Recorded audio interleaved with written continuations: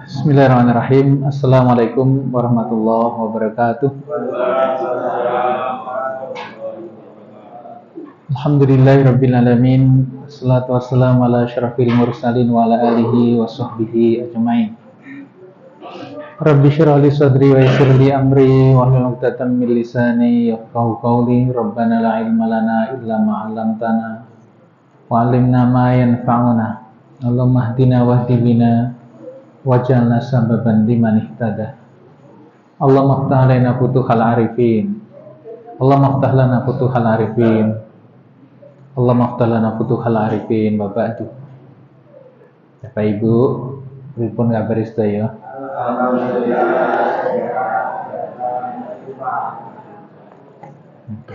Alhamdulillah sehat, bahagia, berkah berlimpah. Alhamdulillah. Nggih, duwe macem-macem tapi loro kuwi ya ora enak ya, Pak. Ngene nggih. Jadi untuk bahagia itu memang perlu sehat. Hingga kalau kita mendapati diri kita sehat, kita mesti bisa menikmati kesehatan itu dengan selalu bersyukur, dan cara kita mensyukurinya adalah menggunakannya untuk segala yang baik, meresapi, merasai anugerah itu dengan terus belajar tersenyum, bahagia, tanpa berkeluh kesah. PR-nya masih loh niki nggih. Tidak mengeluh selama 3 bulan. Jalali. Iya wis jebol burung ya. Selalu diingatkan agar kita selalu bersyukur tanpa mengeluh. Ngoten nggih? Tanpa mengeluh.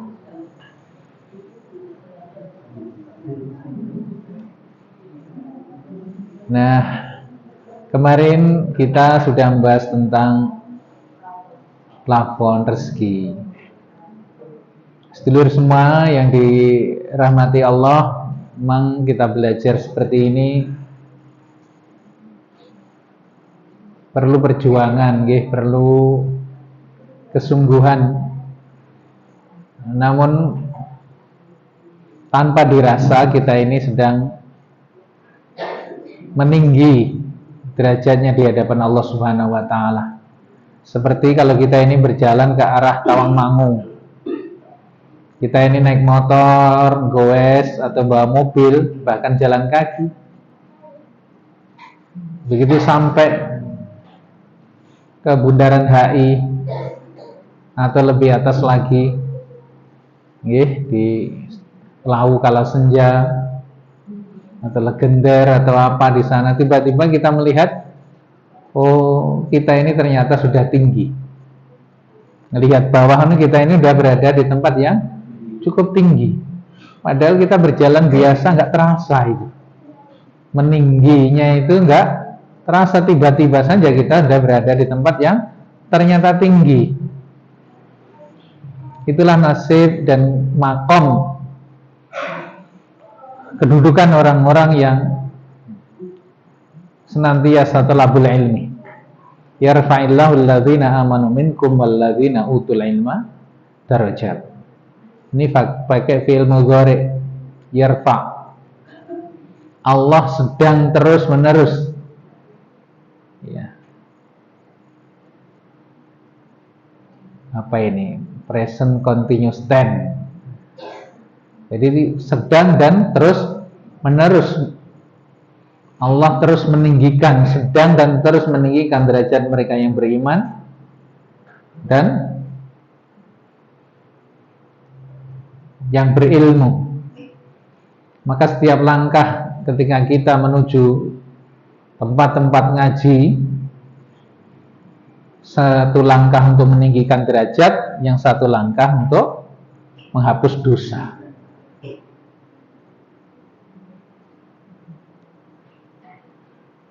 Jadi tanpa terasa sejatinya kita ini terus menaiki anak tangga kemuliaan karena ilmu yang kita pelajari, keistiqomahan kita dalam menuntut ilmu.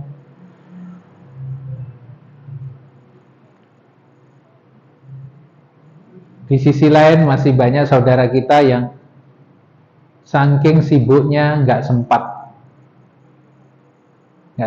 untuk thalabul ilmi lagi. Hingga kadang-kadang untuk bekal beragama cukup apa yang diperoleh waktu dulu. Yang harus di-upgrade adalah apa? Keahlian-keahlian yang bersifat hanya duniawi.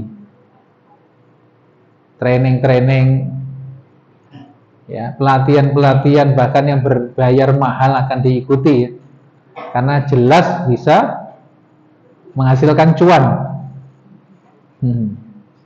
Tapi begitu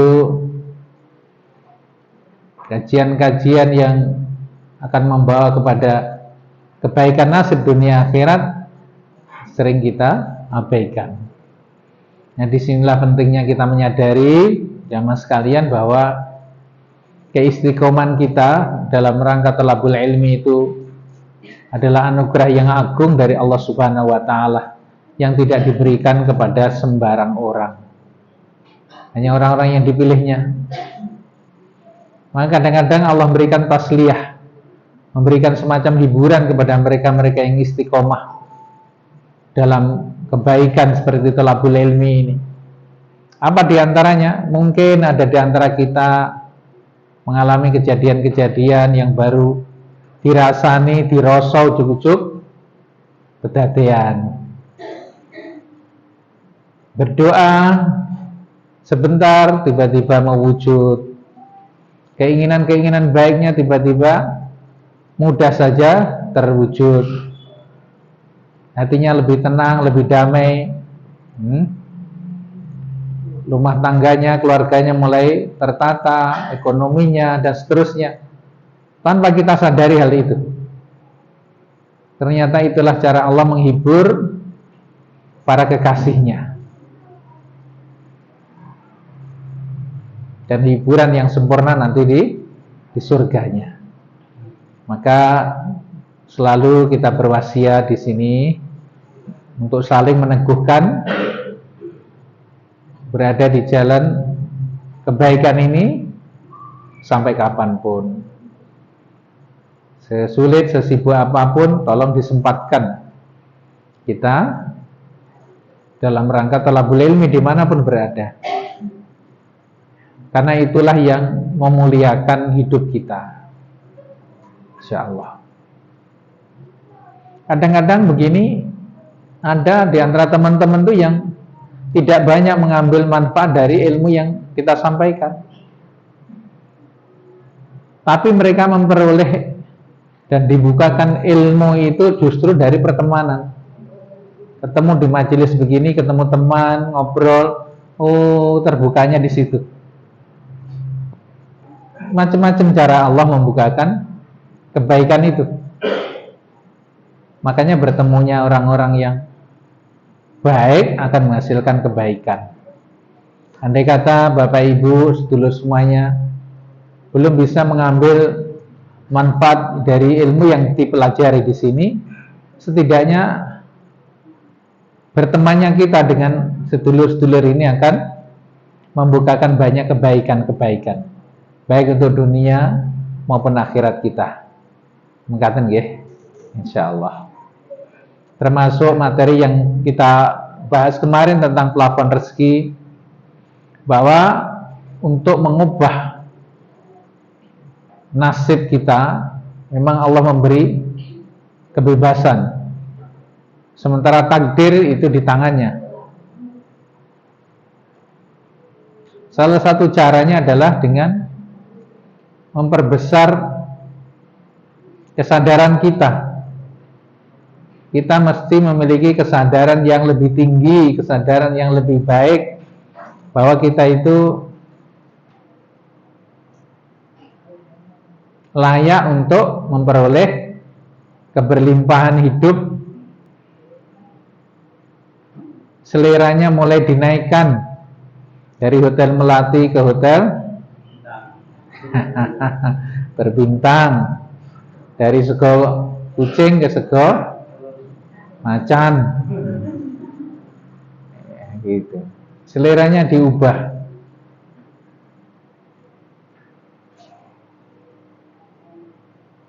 Dari yang murahan, pripun Pak, Bu? Yang mahalan.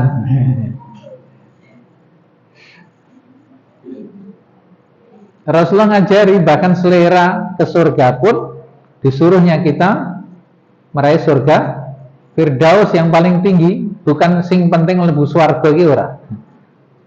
Tapi yang paling. Kuda-kuda Rasulullah itu kuda-kuda terbaik, unta yang terbaik.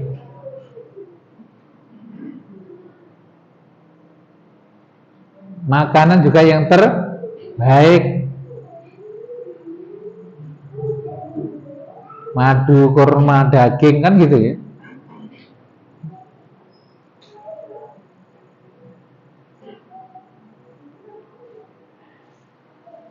Jadi pikiran kita harus kita kondisikan bahwasanya memang selera hidup saya ini harus ditingkatkan, ditinggikan. Nah, kali ini untuk memudahkan agar selera keinginan dan pikiran untuk berubah menjadi lebih baik, lebih tinggi itu mudah terwujud, maka ada hal berikut yang perlu kita lakukan mengenai plafon rezeki ini. Apa itu? Ternyata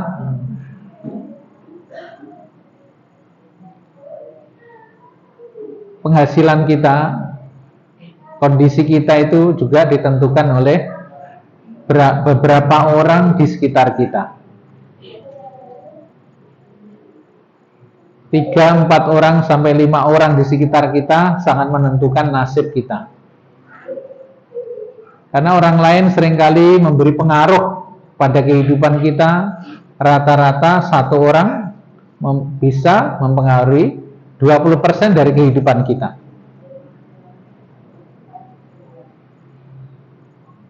20%. Maka ketika kita itu ingin meraih sukses, mulai meninggi seleranya, mulai meninggi keinginan-keinginannya, kita harus berani mencari sahabat atau orang dekat yang kita izinkan mereka masuk dalam kehidupan kita. Bergaul dengan siapa saja, tapi sahabat, teman sejati ini harus dipilih.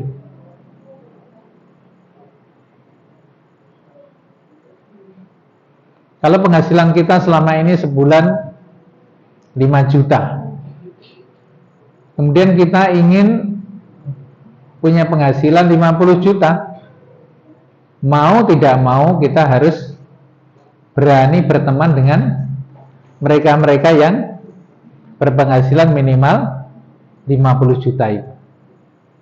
Kalau kita bergaul dengan yang sama, yang 5 juta, 6 juta, ya semono-mono kuwi, maka penghasilan kita, pendapatan kita itu bisa dilihat jumlahnya dari 4-5 orang yang dekat dengan hidup kita. Wis nggak ada saka kono. Yen saya tukang ojek pengkolan nih kan, semuanya tukang ojek di situ, ya, pergaulannya di situ, aktivitasnya di situ, rezekinya, penghasilannya ya tidak jauh beda. Anak-anak yang sekolah 3-4 orang temannya nilainya 7-8, maka anak kita juga tidak jauh dari angka itu.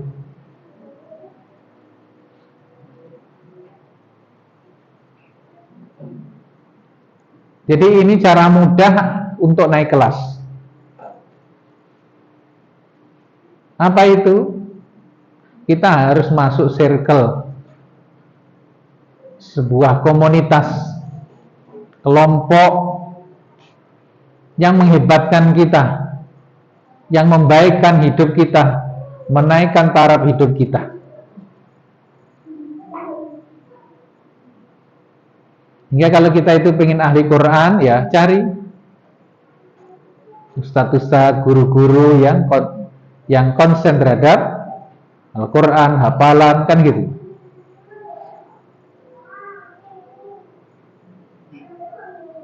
Kalau kita ingin jadi pengusaha, ya kita harus berani bergaul dengan para pengusaha-pengusaha sukses.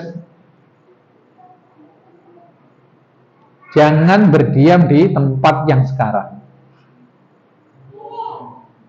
Karena teman itu laksana tangga, anak tangga itu termasuk teman hidup, maka disebut rumah tangga. Kok ini tangga nih barangnya apa?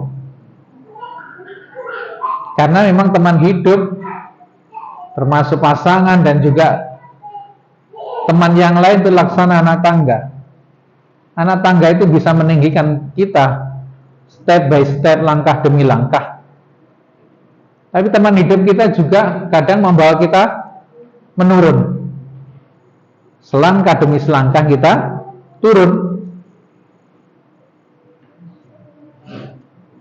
Maka carilah teman, sahabat, ya, yang menghebatkan kita hari demi hari. Jangan salah pilih. Itulah rahasia, sedulur semuanya, Rasulullah dikelilingi para sahabat mulia semuanya. Tapi ada sahabat yang luar biasa dekat. Bahkan dihubungkan dengan tali pernikahan. Abu Bakar mertuanya, Umar mertuanya, Utsman menantunya, Ali menantunya. 4 orang Khulafaur Rasyidin ini. Termasuk sang guru ke barat mencari kitab. Songgokong, copat keh, siapa nih? Ya itu. Selalu ada begitu.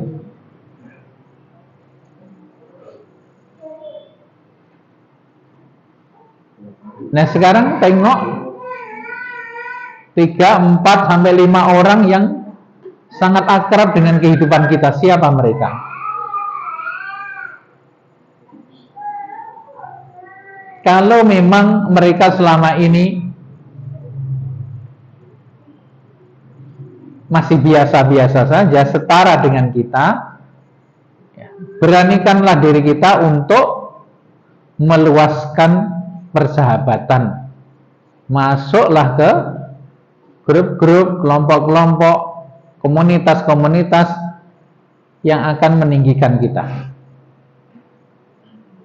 Maka jangan heran di sana ada orang-orang yang dipersatukan oleh komunitasnya, hobi-hobinya. Gitu. Karena burung itu akan bersatu dengan yang sama bulunya. Gagak hitam dengan gagak hitam, kuntul karo kuntul. Kan ngoten nggih?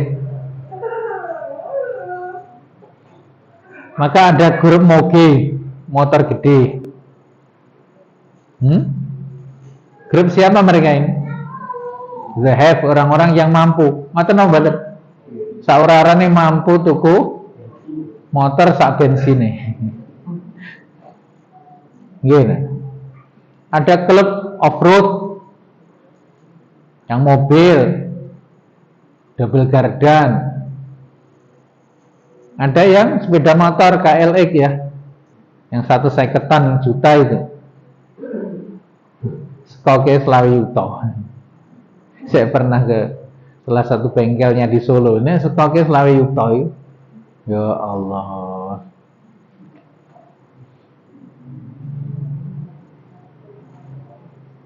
Nah, kira-kira kalau memang kita ingin mengupgrade hidup kita, masuk aja ke kelompok-kelompok itu.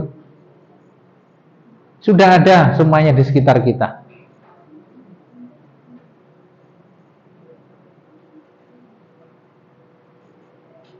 agar frekuensi kita ikut meninggi. Tapi pesan saya ketika kita bergaul dan bertemu dengan orang-orang yang lebih mampu, lebih kaya, jangan pernah minta dibelas kasihani, jangan pernah minta untuk diberi sesuatu, karena itu yang paling mereka benci. Tapi datanglah untuk membantu mereka, mewujudkan keinginannya, merealisasikan tujuan-tujuannya, maka mereka akan welcome.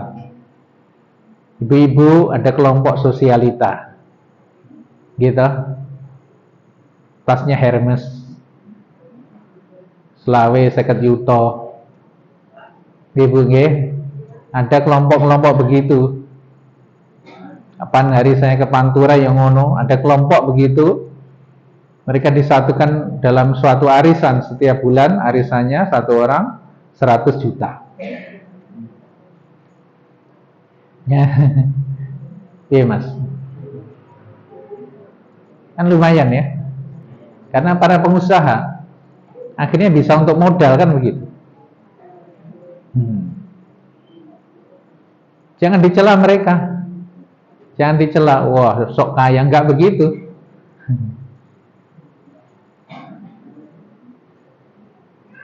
Karena semua itu ada komunitasnya, ada kelasnya. Kalau kita itu pengen naik kelas, ya toh, jangan pernah membenci orang kaya. Itu pantangannya. Siapa saja di antara kita kok membenci kekayaan, membenci orang kaya, orang bakal sugih.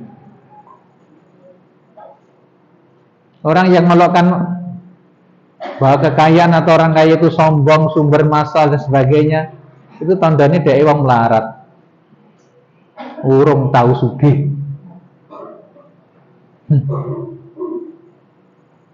Mindsetnya harus diubah.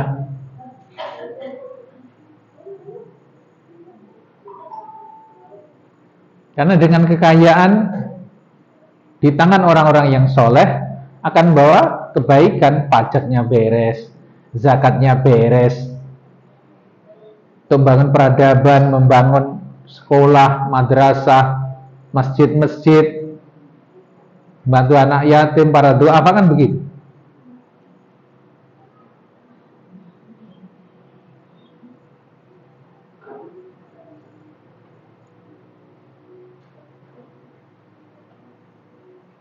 Maka di sini SDK ini juga kita membentuk komunitas sedulur SDK ini.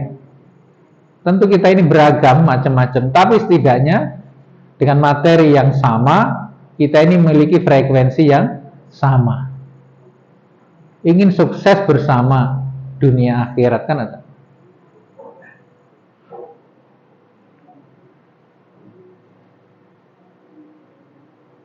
Jadi jangan membenci untuk jadi kaya. Ada orang-orang yang tidak suka kalau jadi kaya.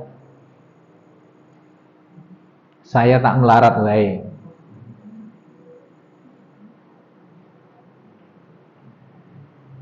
Sementara Nabi kita ini Nabi yang sangat kaya. Setiap peperangan dapat 5%. Punya 12 kuda yang pilihan, punya unta putih, ada yang merah, punya keledai. Rasulullah itu kaya banget. Kabeh sikile papat. Makanya kalau masih punya sepeda motor itu belum sesuai Rasulullah. Nabimu sopo? Kalau Rasulullah miskin, bagaimana memiliki istri berbilang? Gak bisa. Umar begitu, Abu Bakar begitu, Utsman begitu, Sayyidina Ali begitu. Ngoten.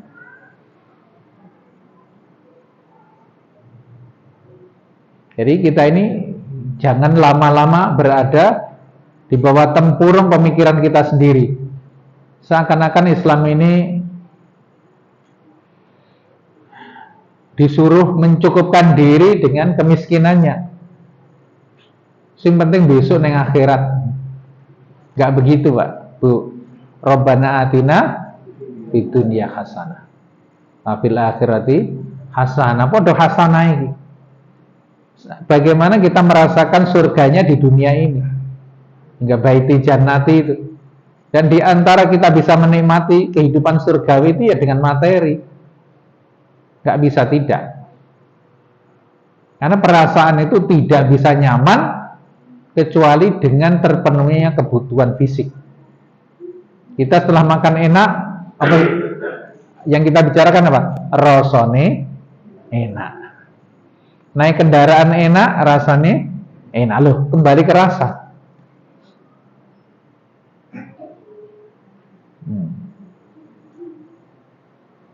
Meninggilah selera kita dengan yang halal. Boleh nggak kita ini berkendaraan yang baik dan nyaman, Pak? Boleh. Punya rumah yang bagus, nyaman? Boleh. Punya pasangan hidup yang baik?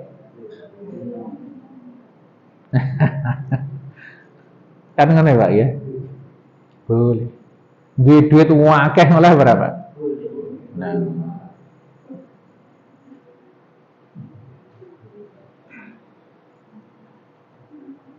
Nah ini tidak akan terjadi dalam hidup kita kalau kita itu sudah membuat jarak pikiran dan batin kita dengan kekayaan, dengan harta benda, dengan orang-orang kaya. Seakan-akan mereka itu musuh Islam, musuh kita. Mau sugih kabeh, elek, sombong, kekayaan itu sumber malapetaka dan seterusnya. Ya sudah, karena perasaan yang seperti itulah, keyakinan seperti itu, mindset yang seperti itu, kita ini sulit untuk naik kelas tuh. Maka mulai sekarang beranikan diri kita ini jebol plafon Sak Sira sekarang ditinggikan itu. Cari teman-teman yang menghebatkan kita, yang lebih tinggi. Aja mengkui-kui ya. Begitu pula nanti ketika untuk perjalanan spiritual, ahli zikir itu juga harus berteman dengan yang sama. Nggak bisa tidak.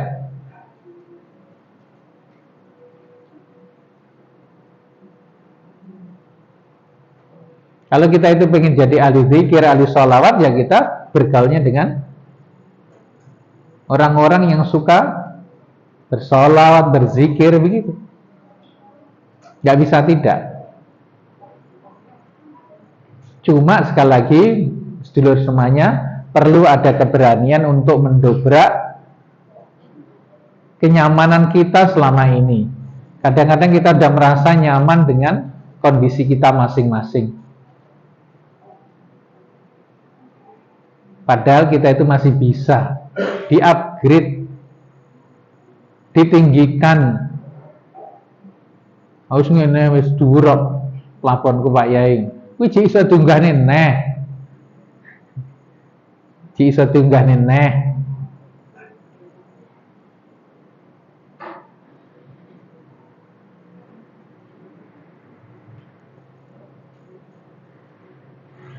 Mungkin kita yang penghasilannya 10 juta nanti bertemu dengan orang-orang yang sudah biasa 100 juta lebih per bulan.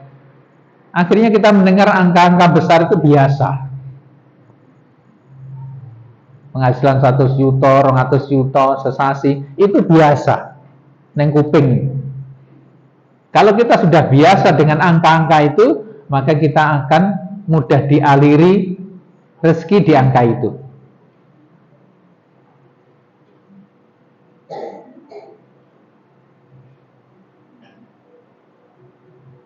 Misalnya ada kaum sosialita tadi, langsung masuk ya mungkin gak ditompo. Nyapa? Oh, kowe urung sugih.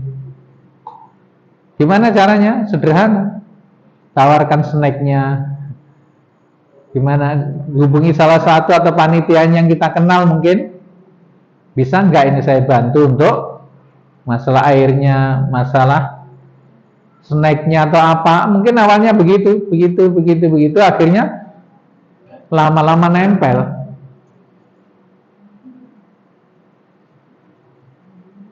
Karena mereka juga butuh orang-orang yang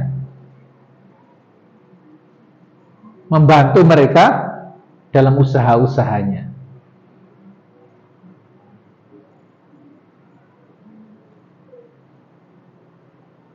Ingin menjadi pemimpin harus nempel dengan para pemimpin. Itu yang terjadi dengan Abu Bakar, Umar, Utsman, Ali kan begitu. Kemana-mana sahabat yang lain gak ikut tapi mereka hadir bersama Rasulullah.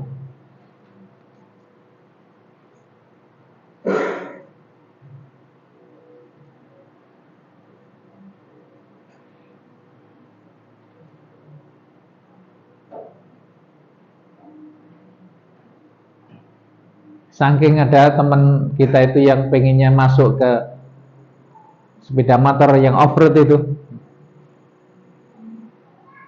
beli trail ya gak kuat, akhirnya Yamaha kuno itu dimodifikasi.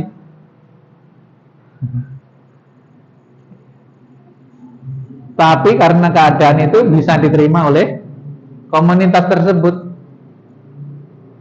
Melok nih, ngendi akan ketemu dengan orang-orang yang diinginkannya untuk dia kenal. Mungkin para aparat, para pejabat. Maka ada orang-orang yang masuk ke olahraga apa? Golf ya. Ini running tapi ya. Golf itu anggarannya sekali main 4,5 sampai 5 juta.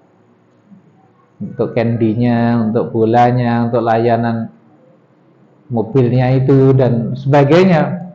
Sekali main rata-rata berapa? 5 juta, 4,5 sampai 5 juta. Oh, ini penghasilanku sesasi Pak Yai. Ya aja ning kono sik ya toh.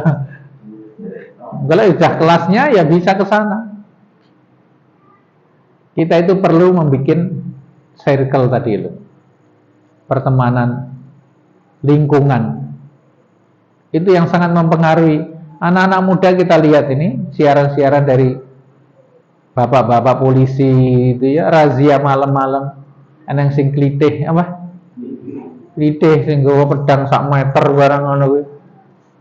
Di Jogja, Bekasi, Kerawang ya, luar biasa itu. Apa mereka semua anak-anak yang tumbuh dari keluarga yang tidak baik? Tidak. Semula mereka anak-anak baik. Karena pengaruh perkoncoan tadi, pertemanan tuh merusak segalanya. Saya sempat mengenal anak-anak yang pang itu loh. Ngertos nggih? Anak pang itu yang kadang-kadang nyun sewu ini dulu ya ada cerita dari kawan saya. Kalau mau makan tuh diludahi dulu nasinya ini. Jadi meludah bareng dicampur terus dimakan bareng. Untuk menyatukan rasa mereka itu. Jadi kesetiakawannya sampai seperti itu. Nah kagetnya saya yang saya temui itu S2 dari IAIN. Loh, agama itu yang dipelajari. Tapi masuk ke situ. Apa untuk berdakwah? Oh, terbawa. Ada anaknya tokoh agama. Jadi jangan dikira mereka ini orang-orang yang tinggal orang tuanya di bawah kolong jembatan atau apa, tidak. Kadang-kadang malah orang tuanya orang tua hebat karena pengaruh. Kapan hari datang ke markas kita mantan supir truk masih muda, biasanya bawa ke Jakarta gitu, punya truk sendiri. Beliaunya bercerita apa yang harus dilakukannya. Ada anak 4, ada istri. Sementara dia harus off dulu. Karena sempat dia membawa truk, bertemu dengan orang soleh juga membawa truk. Dia bisa meninggalkan semua kebiasaan sopir truk waktu itu. Ya ngombe, ya macam-macam itu kebiasaan di jalan. Kalau dia mengaspal lagi, dia sulit untuk tidak melakukan hal itu. Alhamdulillah beberapa waktu ini dia rajin sholat, tidak terjaga. Dia bercerita, Pak Yai, untuk lepas dari minum-minuman dan sebagainya itu, banyak teman-teman saya dari penjara 2 tahun, 5 tahun, 6 tahun keluar penjara ya nggak sembuh. Tapi alhamdulillah saya tanpa di penjara sembuh. Saya tinggalkan itu semuanya. Persoalannya kalau saya tidak ngikuti mereka di jalan, maka saya tidak dapat muatan. Ya itu muatan. Hanya sisa-sisa. Agar selalu dapat muatan gimana? Harus ikut tradisi mereka. Ternyata ngeri di jalan itu. Walaupun tidak semuanya demikian, tapi kok banyak yang seperti itu. Truknya sekarang sedang nganggur. Terus kira-kira apa yang harus dilakukan oleh bapak tersebut? Ada 4 anak, ada istri, ya. Dan ada ibadah yang harus dia jaga. Atau dia tetap gawa terke terus terbawa arus lagi. Pripun Pak? Jadi orang baik bisa jadi tidak baik itu karena kekuatan pertemanan. Maka berteman dengan orang baik seperti kita berada di warung parfum, toko parfum, akan ikut harum. Anjing yang najis itu ketika berkawan dengan Ashabul Kahfi namanya abadi, yang bernama Kitmir itu ada dalam Al-Quran, abadi. Wa kalbuhum basitun dhira'i bil wasid, disebut anjingnya ini karena pertemanan. Maka disinilah sedulur semuanya, wong soleh kumpulono. Kalau kita pengen menjadi kaya raya, sukses dalam berbisnis, usaha, jangan malu, jangan sungkan, apalagi tidak menyukai mereka-mereka yang sudah lebih dahulu sukses.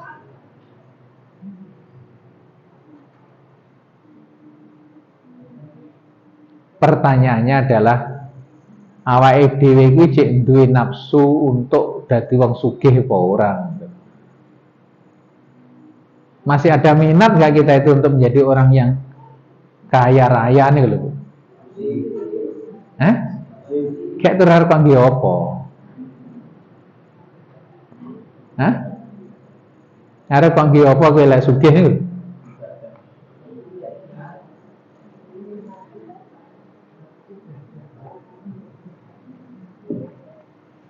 Lek iso jawab akan dikasih. Jadi Allah itu akan memberi kalau memang kita layak. Itu ada materinya tersendiri. Setidaknya materi pembukanya adalah kowe iki lek didadekne wong sugih, kowe arep nyapo? Lek ndek duit akeh. Sak kontainer arep kok nggih apa? Nggih nyalek Pak Yai. Nyalon bupati, nyalon gubernur. Kalau bupati sini kan anggarannya tidak kurang dari 70 miliar. Jadi lek duwe urung duwe semono ora sah jajal-jajalan, timbangane ludes. Di sini standarnya kalau untuk Karanganyar ini ya 70-an. Satu orang ya.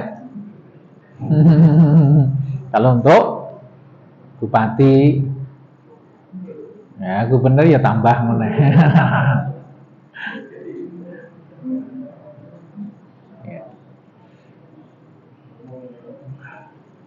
Kabeh ini regane kok. Semua ada harganya. Ya, semua ada harganya.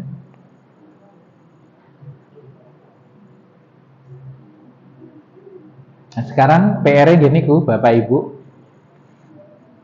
Coba didelok-delok aku iki cek pengen apa toh?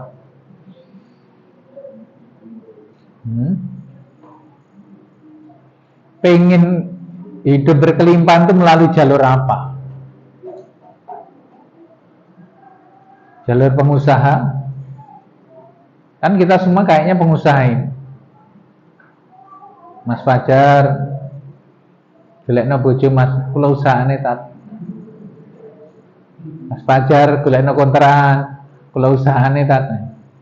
Jadi apa-apa diusahane. Kan pengusahane. Melalui jalur apa? Kemudian carilah komunitasnya. Masuk ke komunitas. Ada komunitas sepeda balap, ada sepeda unta, sepeda singing goes kae. Ada pecinta burung, ya Mas. Pecinta layang-layang, ya berarti mungkin. Aneh-aneh orang itu kadang-kadang. Off-road, sosialita, jelita, jelang 50 tahun.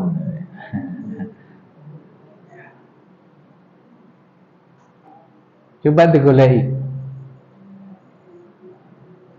Tanpa itu sedulur semuanya bisa. Tapi suwe Pak. Kita dulu nyantri di pondok gitu. Walaupun kita itu nggak pinter neng pondok pamane ya. Karena kita itu berteman dengan para santri, para ustadz, para kiai akan naik dengan sendirinya. Jadi apa gitu? Makanya kalau ada seminar, ada berkumpulnya orang-orang tertentu, memang yang sejalan dengan kita, masuk aja, nggak apa-apa.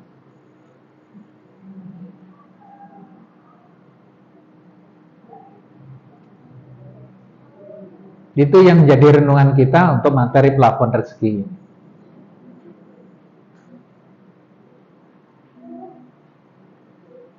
Untuk meninggikan penghasilan, maka kita harus bergaul dengan yang penghasilannya lebih tinggi.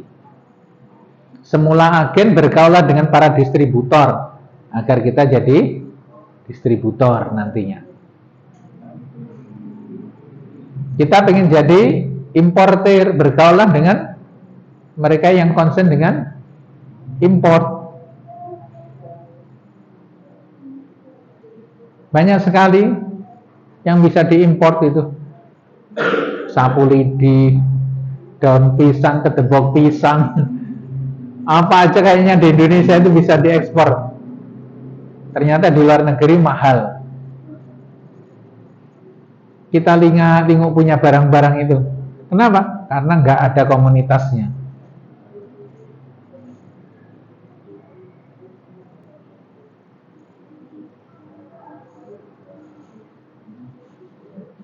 Yang online ya, bisa jualan apa saja walaupun belum jadi milik kita, ikut jualkan barang orang. Dunia seakan nggak terbatas. Kemarin kita dikejutkan, pengiriman sepeda motor dari Jawa Tengah ke Vietnam. Sepeda motor. Waktu awal kemarin, saya satu kamar dengan salah satu pendiri Espresso.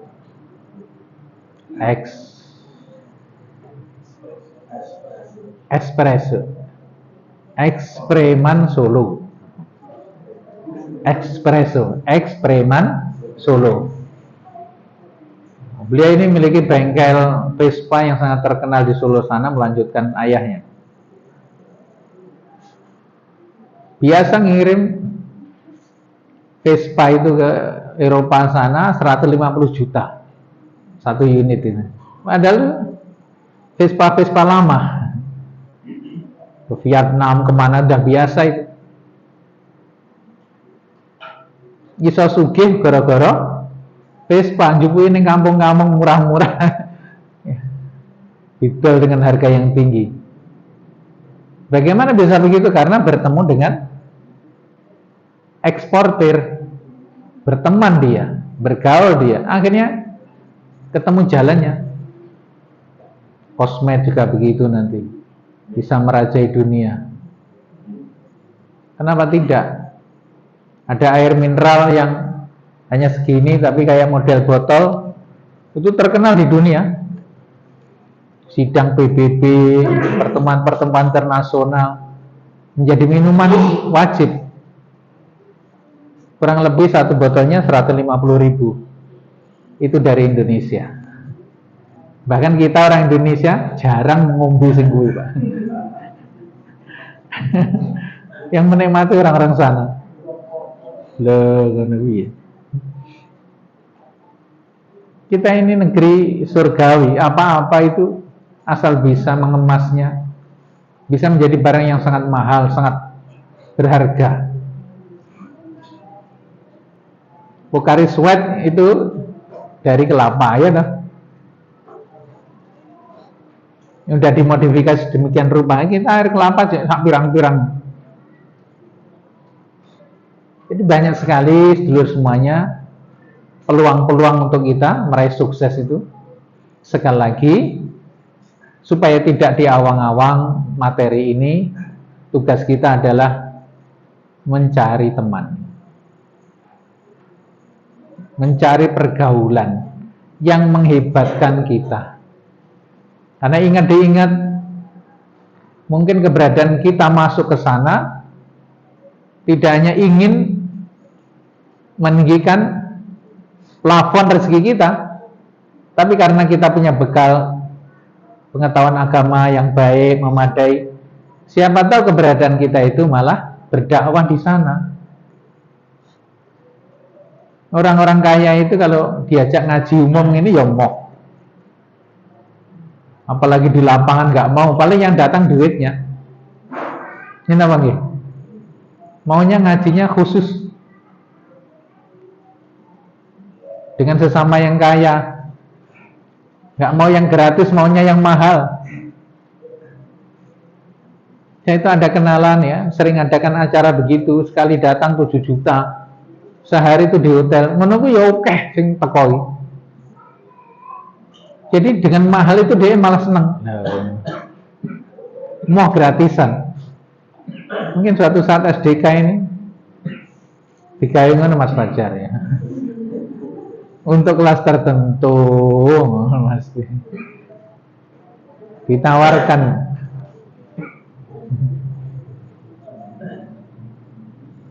Tiga sesi dalam satu hari 10 juta, kira-kira malah banyak yang ikut. Karena tetap mereka itu sebenarnya ingin belajar, namun belum ada media yang mewadainya. Ketika melihat di majelis-majelis umum, talim-talim umum, mereka merasa itu bukan level saya, bukan di situ tempat saya. Maka dulu ada di antara imam madhab itu memiliki baju yang harganya kalau kita rupiahkan 100 juta, Pak. Baju kebesarannya itu. Kayak apa baju 100 juta? Itu untuk menemui orang-orang kaya. Disengaja begitu. Bahwa saya datang ke Anda itu tidak butuh duitmu. Aku jadi sugih. Ngana kan? Seperti dakwahnya Sulaiman ke Ratu Saba itu, Balkis itu. Semula dikira Sulaiman itu raja biasa, disogok dengan emas-emas, dikirim emas-emas banyak itu. Enggak taunya sampai kerajaan Sulaiman, tempat sampah digawe sangka emas. Lalu lucu, pot-pot kembang-kembang cilik ini gawe sangka emas. Maka utusannya balik lagi, kan suruh bawa pulang. Ternyata emas di sana nggak ada regone blas. Makanya Ratu Saba mengatakan dia berarti bukan raja biasa. Nah, Belum lagi ketika singgasananya dipindah. Jadi ada ulama-ulama yang menempuh jalur itu. Hanya dengan kekayaan orang itu baru mau menerima kita. Itu orang awam akan menilai dari kekayaan kita. Wis tak kowe pinter agama, ngoceh wokeh, randi duit. Ngomong di depan mereka, wong dirungokne. Ya. Tapi kok Anda juga berpunya, bergaul dengan mereka. Ayo cah gawe masjid sing gede dadi. Ayo gawe apa mereka apa dadi. Makan gratis. Mak. Sunatan massal, sing sunat ya oleh. Perbaiki bentuk atau apa. Itu maksud saya. Jadi tolong jangan antipati dengan kekayaan, jangan benci dengan orang kaya, karena kadang-kadang kekayaan itu disebut oleh Allah dengan fadl. Dzalika fadlullah yu'tihi may yasha. Itulah fadl, anugerah yang Allah berikan kepada siapa yang Ia kehendaki. Ngaten nggih, jangan benci orang kaya. Nah, wujud kita tidak benci pripun? Beranilah berteman dengan mereka. Tapi ingat, berteman bukan ngindik-ngindik hartane. Bukan menginginkan kekayaannya, tidak.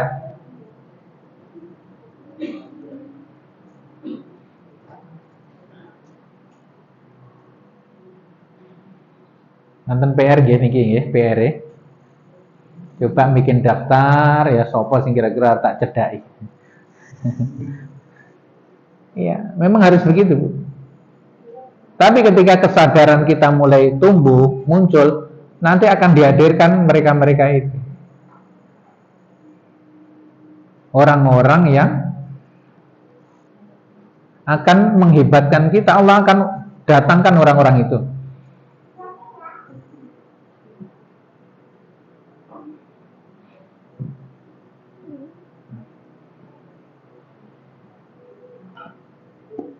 Oke. Nanti game materi ini sederhana nih, ya Pak. Arek nglakoni. Jangan berharap hasil yang berbeda kalau yang kita lakukan tetap sama. Kita lakukan hal yang sama, mengharapkan hasil yang berbeda, itu wong edan. Nggak bisa itu. Coba hidup kita ini perlu diubah. Salah satu yang diubah apa tadi? Pergaulannya. Tapi juga jangan lupa kawan lama. Jangan lupakan kawan lama. Keberanian kita untuk bertemu, berjumpa, berkawan, bersahabat dengan orang-orang yang lebih hebat dari kita, itu harus kita miliki, nyali itu.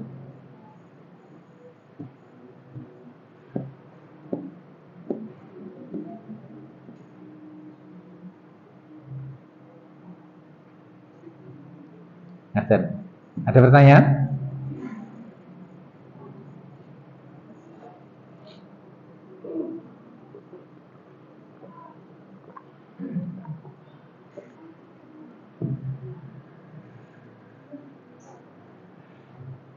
Bu, kok meneng kabeh? Ya Mas, bisa ditangkap nggih materinya? Mungkin diantara sedulur SDK sendiri aja. Coba dicari tahu. Ojo-ojo ada yang neneng juragan umroh neng gini, juragan haji, juragan pitik, juragan mie pitik, jurkam, juragan kambing. Dengar loh. Coba kadang-kadang di antara kita sendiri ini belum terbuka. Jadi jangan maluin. Bukan jangan malu-malu, tapi jangan malu-maluin. Golek wong sugih wong pengen hartanya, itu keliru itu. Insyaallah ngaten. Bismillah nggih. Bismillah. Begitu pula kalau kita pengen pinter ngaji ya, bergaul dengan komunitas yang belajar ngaji, begitu seterusnya. Hidup ini mudah sejatinya, asal kita tahu cara dan kuncinya. Wallahu a'lam bishawab. Wal afu minkum. Assalamualaikum warahmatullahi wabarakatuh.